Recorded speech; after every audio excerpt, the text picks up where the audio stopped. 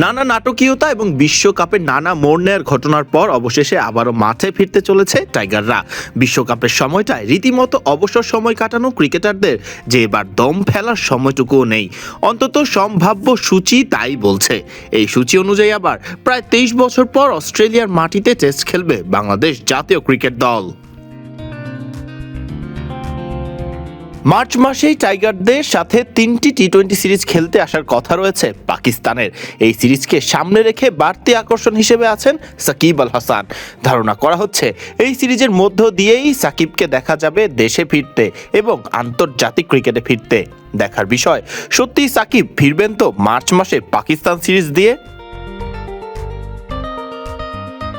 April মাসে কিউইদের বিপক্ষে ঘরের মাঠে 3টি করে টি-20 এবং ওয়ানডে খেলবে টাইগাররা। তাছাড়া দেশের 4 ক্রিকেটার ব্যস্ত থাকছেন পাকিস্তান সুপার লিগে। মুস্তাফিজ, রিশাদ, নাহিদ রানা এবং পারভেজ হোসেন ইমনরা পিএসএল মাতাবেন 3টি ভিন্ন দলে। এরপরেই আবার পাকিস্তান আসবে বাংলাদেশ সফরে, অর্থাৎ মে মাসে টাইগাররা ব্যস্ত থাকছেন পাকিস্তানের বিপক্ষে টেস্ট সিরিজ দিয়েই। জুন মাসে আরও বড় অ্যাসাইনমেন্ট, প্রতিপক্ষ মাইটি অস্ট্রেলিয়া। 3 ওয়ানডে এবং 3টি টি-20 খেলতে বাংলাদেশ সফরে আসবে অজিরা। 5 জুন শুরু হওয়া এই সিরিজ শেষ হবে 20 জুন সিরিজের 3য় ওয়ানডের মাধ্যমে। সেই সিরিজে দেখা যাবে ঘরের মাঠে অজিদের কতটা বিপাকে ফেলতে পারেন টাইগাররা। আবার জুলাই মাসেই জিম্বাবুয়েতে যাবে বাংলাদেশ জাতীয় ক্রিকেট দল, যেখানে জিম্বাবুয়ের বিপক্ষে টাইগারদের আছে 2টি টেস্ট এবং 5টি ওয়ানডে ম্যাচের সিরিজ।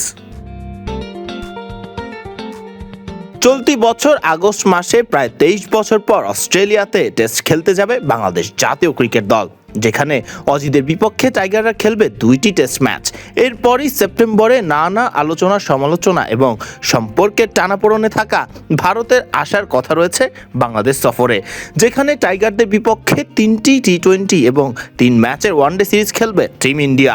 ভারত বাংলাদেশ সম্পর্কের উন্নতির জন্য এই সিরিজটি যে হয়ে উঠেছে মহা গুরুত্বপূর্ণ।